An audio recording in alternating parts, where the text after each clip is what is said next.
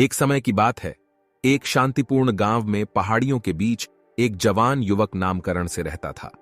उसकी दयालु स्वभाव और जीवन के अर्थ पर गहरी चिंता करने की वजह से सिद्धार्थ नामक युवक प्रसिद्ध था।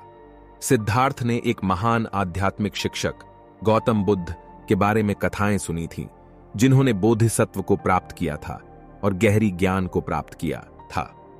एक दिन सिद्धार्थ ने अपनी माता पिता के साथ गांव के बाहर की यात्रा पर जाने का फैसला किया।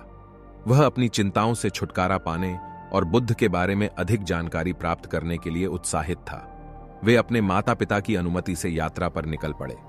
यात्रा के दौरान सिद्धार्थ के मन में न जाने कैसी चिंताएं उभरने लगीं।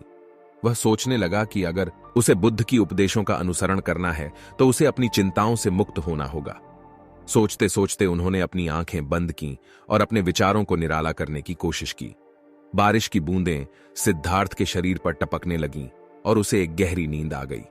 उसकी नींद में उसे दिखाई देने लगे विविध रंगीन सपने। जब उसने आंखें खोलीं तो उसे एक आदर्श दृश्य नजर आया। वह बुद्ध के समीप एक वृक्ष के नीचे बैठे हुए थे। सिद्धार्थ ने खुशी के साथ कुछ कदम आगे बढ़ाए और उनके पास बैठ गए।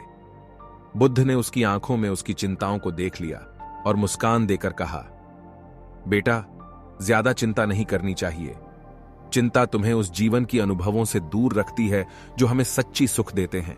सुख को पाने के लिए तुम्हें अपनी मनशक्ति पर ध्यान केंद्रित करना होगा। अपने विचारों को साफ करो और वर्तमान का आनंद लो।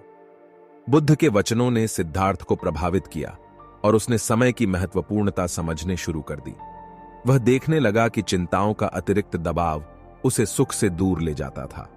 उसने यह समझा कि जीवन का सच्चा आनंद वर्तमान क्षण में छिपा हुआ है और चिंताएं उसे उससे दूर कर देती हैं।